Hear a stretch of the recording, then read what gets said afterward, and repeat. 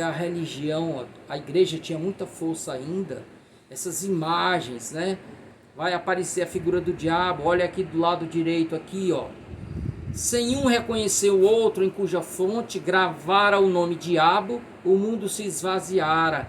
O populoso e forte era uma informe massa, né?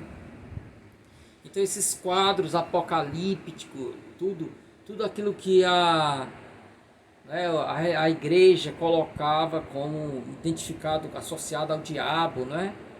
Então eles vão cultuar essas imagens e tudo, ok? Então só para vocês terem uma visão pálida do que foi o estilo byroniano, né?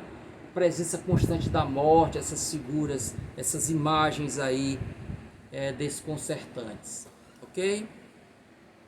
Bom, então gente, o Joaquim de Souza, se tem pouca informação sobre ele, tá?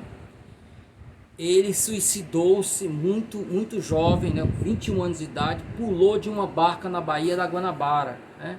Na época que não existia ainda a ponte, né?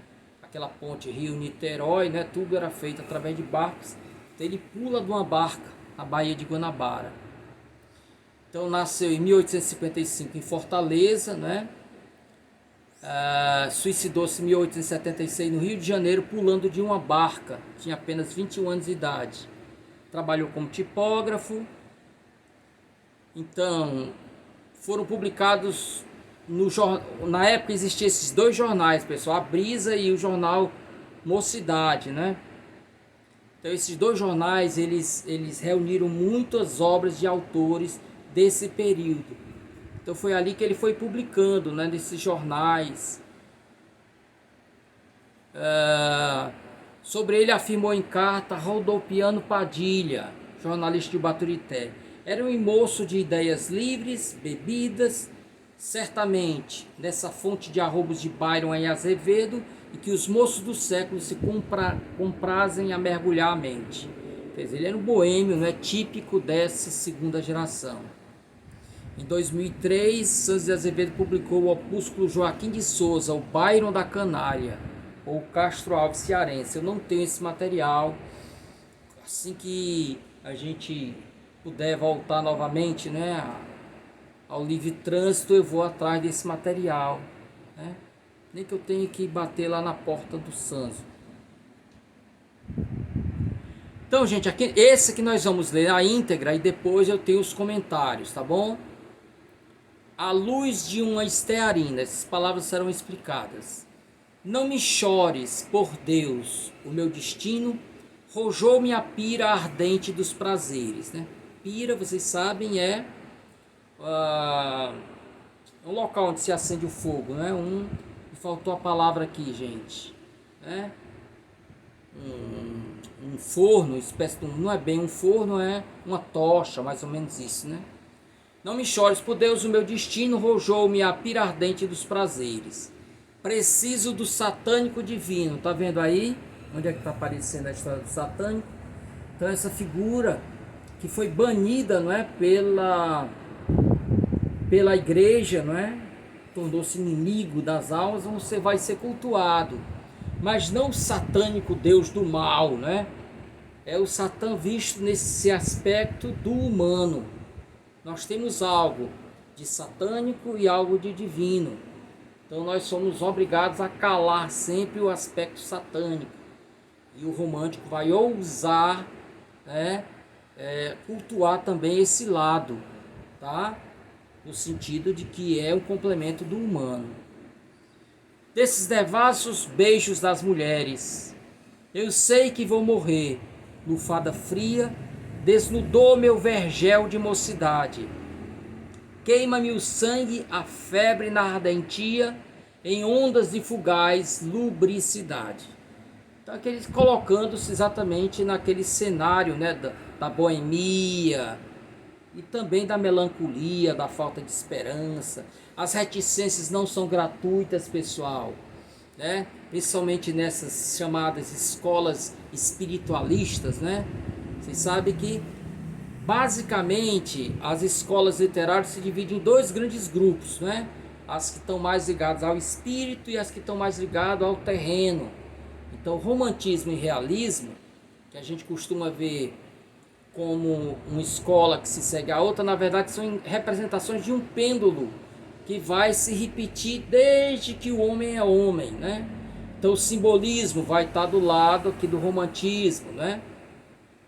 E a gente tem essa sequência sempre de uma mais espiritualista, mais voltada, né, pro sobrenatural, e uma mais ligada ao terreno, que foi o realismo.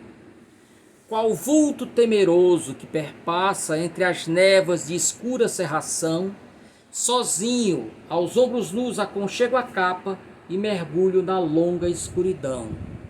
Percebem aí, pessoal, o ambiente todo, né, de mistério. Por isso o simbolismo dialoga tanto com essa segunda geração romântica, né? Esses cenários que não são claros, né? Carentes de luz, difusos, opacos. Então a figura da névoa vai aparecer demais no simbolismo também. Vem, sombra peregrina e lagrimosa, palpitante de pejo e de receio, qual nuvem perfumada e vaporosa, de manso adormecer sobre o meu seio.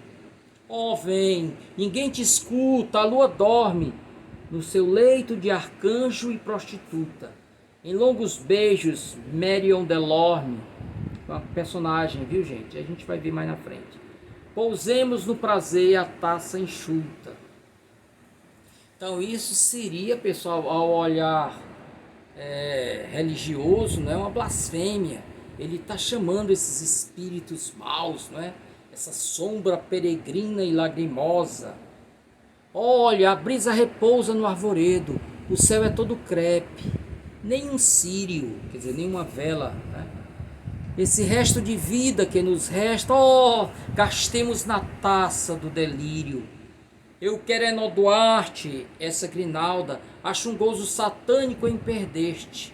Olha aí, pessoal, ele se regozija em perdê-la, né? Não sei se é ódio a febre que me escalda, esse fogo que faz-me enlouquecer-te. Tu és ainda um raio de minha alma, que voga sobre o mar do ceticismo, um traço do luar de noite calma, resvalando dos céus no meu abismo. Espreita a luz mortiça da lanterna o moço Dom Juan, o libertino. Dom Juan, pessoal, é a figura criada pelo Lord Byron, não é? Aquele que amou muitas mulheres. Existe um filme, eu acho que ainda é do final da década de 80, começo da década de 90, chamado Dom Juan de Marco, que é com o Johnny Depp, né? Então ele encarreirava um amante atrás da outra, né? O moço Dom Juan, o libertino, dorme a sonhar na banca da taberna.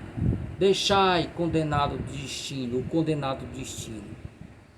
É tarde, Marion, para os devaneios. É hora de gozar, que foge a vida. Deixa beber aromas nos teus seios e buscamos nos céus a luz perdida. Caminheiro sem fé, que vaga insano, cavalgando o corcel do seu tormento. Eu fui o meu senhor e meu tirano, morri e não vivi um só momento. Não me chores, mulher, se a morte acaso repousar-me no rosto beijo amigo.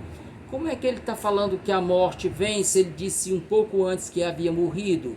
São mortes distintas, né, gente? A morte por falta de esperança. Não me chores, mulher, se a morte acaso repousar-me no rosto beijo amigo. Na penumbra infeliz do meu ocaso, ainda eu viverei, talvez contigo.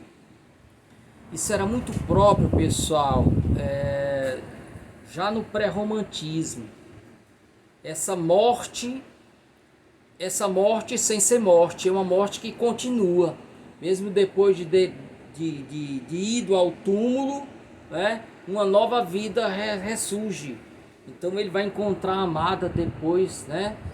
Então não é uma morte definitiva. Isso já está lá no pré-romantismo, por exemplo, do Bocage. Lá sob o céu vermelho das procelas correm nuvens velozes, incendiadas. São nossas crenças, Marion, são elas para o fundo dos abismos impelidas. Eu sinto-me quebrar em fibra a fibra a caçoula febril do coração, e minha alma que morre já não vibra, senão cantos de fel e maldição.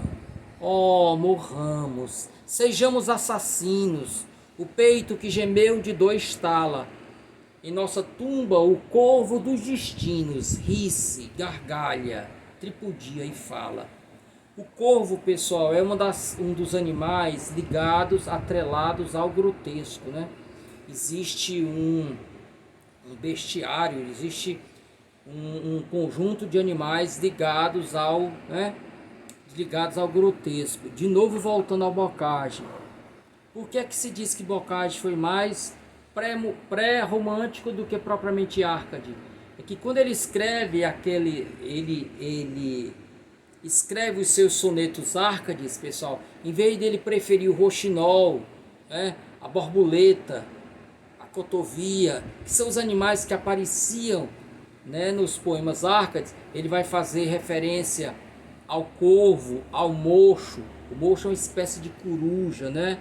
Então esses animais grotescos que vão aparecer lá no romantismo já estão na poesia Arcade dele. Então a figura do corvo. Quem não lembra do Corvo, o famoso poema do Edgar Allan Poe, Corvo, pessoal, em inglês é Raven, você traduzindo é quase a mesma coisa de corvo, né? Ou quase a mesma palavra, desculpe, para never, né? Que é a palavra que vai se repetir ao longo do poema todo, Raven e never.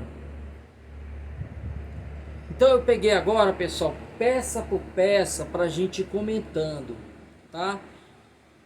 Por isso, cuidado de vocês lerem depois com calma, né, o poema, e vão vendo aí com calma. Numa aula dessa, o que eu posso fazer é trazer algumas veredas, mas é na leitura silenciosa e refletida que vocês vão abstrair o mais profundo do romance, dos textos literários. Então, A Luz de uma Estearina, pessoal. O título faz referência à substância usada no fabrico de certo tipo de vela. Então, a luz da vela, né? Trata-se assim de uma luz débil e passível de se interromper a qualquer hora. Então, será aí uma metáfora da vida do poeta, né? Então, você tem, por exemplo, pessoal, em Macbeth, né? Já no final da peça, Macbeth vai trazer várias metáforas para a vida. E uma delas é isso, é uma chama exposta ao vento, né? Essa imagem vai aparecer numa música do Elton John e aparece também num poema que eu escrevi, mas isso aí é assunto para outra crônica. Então, a luz de uma estearina é a luz de uma vela. Vela está ligando tanto a essa debilidade que pode... Mas vela também está ligada, pessoal, ao velório, né? Por isso o nome, velório. Então tem tudo a ver, estearina aí, com todo o conteúdo do texto, né? Vai falar sobre morte, sobre essa vida também que passa, né?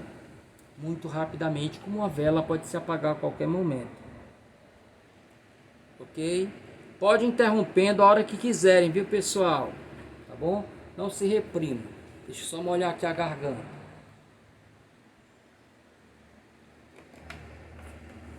Aí vamos continuar. Opa, por favor. Só uma questão que me pegou um pouco nesse poema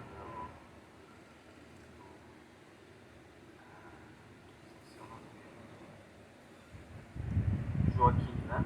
Uhum. Joaquim de Souza. Sobre essa parte que ele cita, né? Vai citando sobre céu, diabo e tudo mais. Que tem me pegado um pouco, né, sobre essa questão do romantismo, citar muito esse grotesco do ponto de vista da morte, passar rápido, etc., se tornando até meio que simbolista, seria um homem à frente do seu tempo, né? Assim como Lord Byron, o Joaquim também foi. Na verdade, desculpe, na verdade, esse elemento que a gente vai chamar de simbolismo, ele tá já muito sabe? Na verdade, ele é filho do seu tempo mesmo, ele não está antecipando. O que acontece é que o que a gente foi chamar de simbolismo lá na frente, ele na verdade é a decantação de um processo que vem há muito, não é? Já no barroco você tem esses elementos aqui, esse pensar sobre a morte, essa coisa difusa, né? Já está lá, entende? Então ele não está antecipando. Não, é, o que eu Apenas quero o dizer, simbolismo só, vai. Pois não. não, o que eu queria dizer é que eles têm essas relações, né? Sim, Mas no romantismo mesmo, se você pega, por exemplo, o sofrimento do Jovem Werther, sim, sim. do Goethe, você vê essa presença. É um livro, eu sei que antes, né? Que antes do Lord Byron, ou concomitante, Sim, sim. e você tem o Jorge de Souza que repete o mesmo, né? Anos depois, e mais lá na frente você tem um Cruz de Souza, né? Já no final do século XIX, você tem um Souza que aprimora esse início do romantismo bem tétrico, bem pessimista do ponto de vista artístico e vivenciado, e traz isso. Mas eles têm o que eu vejo de oposto um pouco, professor, essa questão das cores. A questão das cores, porque, por exemplo, o simbolismo ele tem muita ligação ao branco, o que é branco, e o que é branco a gente tem uma ideia de luz, ou uma ideia de que vai levar algo, uma espécie de bom lugar. Já o romantismo ele tem um aspecto mais escuro, né, tétrico, pessimista da vida. E sim, eles têm esse contraponto, mas o que eu queria dizer era somente isso, essa Entendi. ideia de morte, levar. Agora, sabe uma coisa interessante? Esse branco que está no simbolismo, muitas vezes está ligado, atrelado à pureza, mas muitas vezes também está ligado ao difuso. Branco é a espuma, branca é a névoa, branca é a fumaça. São coisas que elas escapam ao domínio, a você reter. São coisas, no caso da nuvem e da fumaça, coisas que saem do terreno e vão caminhando junto ao céu. Então esse branco também está ligado muito a mistério. Agora, de fato, aqui vai predominar essa escuridão. Mas ele diz, ó, entre as névoas de escura cerração. Tá vendo? Vai aparecer o branco e o negro também aí, né? Todos com a mesma ideia de algo misterioso, algo que não consegue divisar, que a gente não consegue perceber completamente, difuso, né? Algo cujas formas são indeléveis assim, entende? Mas muito bem destacado, realmente o branco aparece muito no simbolismo, aqui está mais ligado ao negro, né? Você tem o negro lá no corvo também, né? O vermelho também tende a aparecer muito, né? Ligado ao fogo. Mas aqui você tem a lua, ó. Ó, vem, ninguém te escuta, a lua dorme.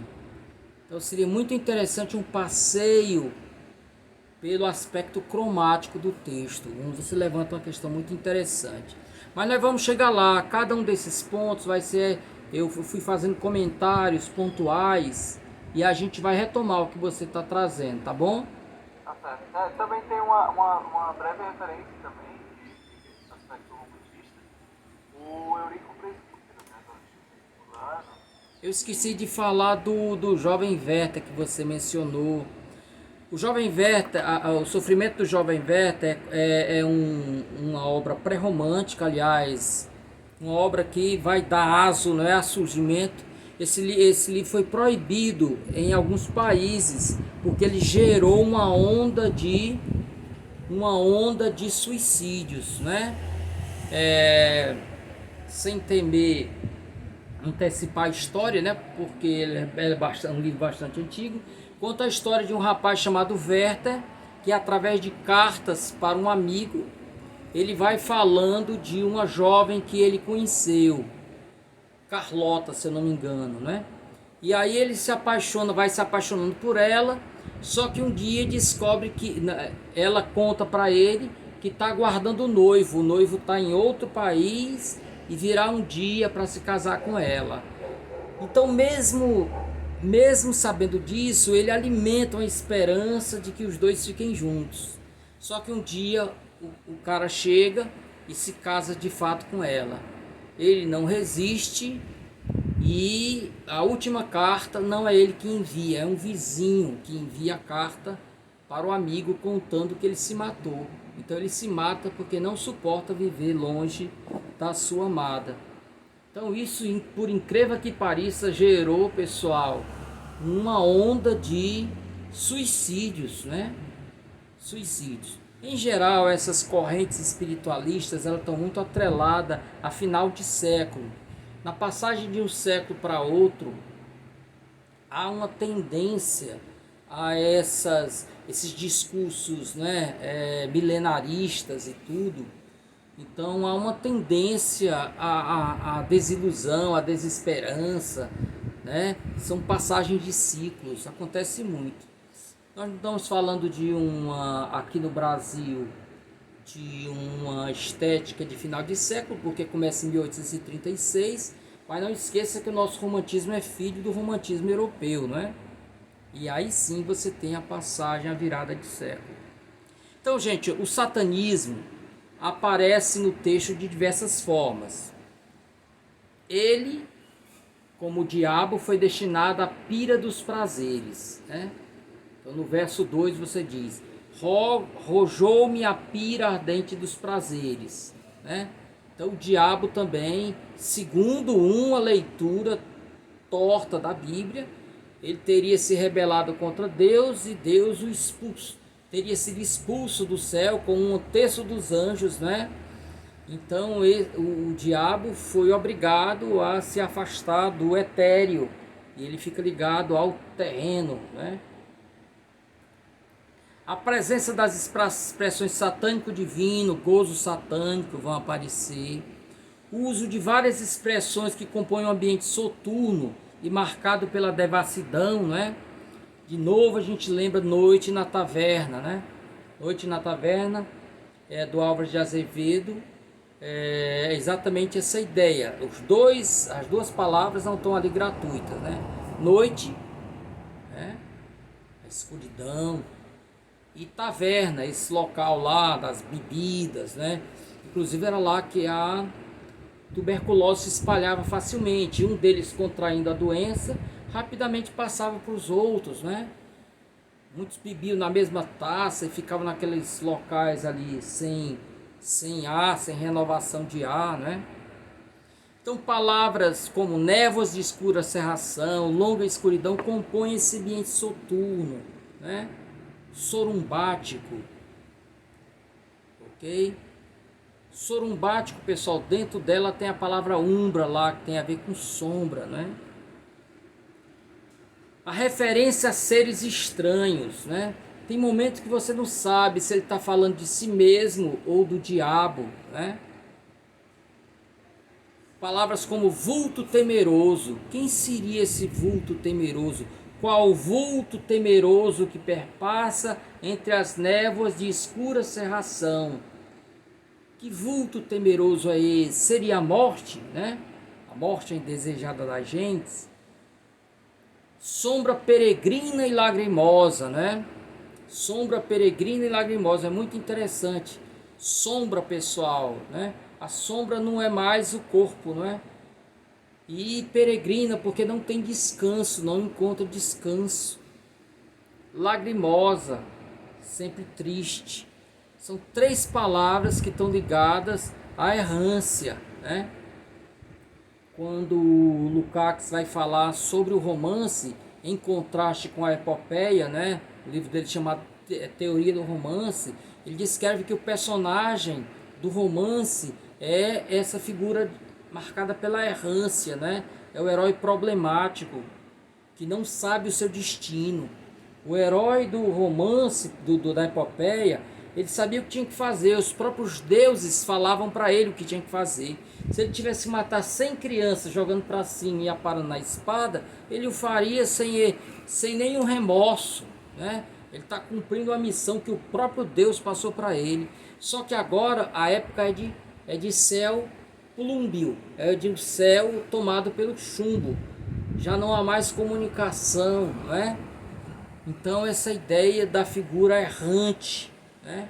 Ao contrário da figura iluminada lá da epopeia. Pela entrega alucinada do eu lírico aos prazeres terrenos. Então, indo no contrário a uma linha, né, espiritualista, no sentido religioso, né? Ao invés de negar os prazeres terrenos, ele se entrega a esses prazeres. Como se vê, mergulho na longa escuridão e esse resto de vida que nos resta, gastemos na taça do delírio. A ideia é, como a vida é muito curta, gente, vamos curti-la, né? Então, volto de novo nesse diálogo com fontes de clássicos, né? Há um monólogo muito conhecido, mas pouco lido, né, do Hamlet, que diz: ser ou não ser, eis a questão. O resumo daquele monólogo é o seguinte, pessoal. Ele diz: se nós soubéssemos que a morte nada mais é do que um eterno dormir, você fecha os olhos e não abre mais, nenhum de nós suportaria a dor. Você resolveria a tua dor com um simples punhal. Mas como eu temo que depois da morte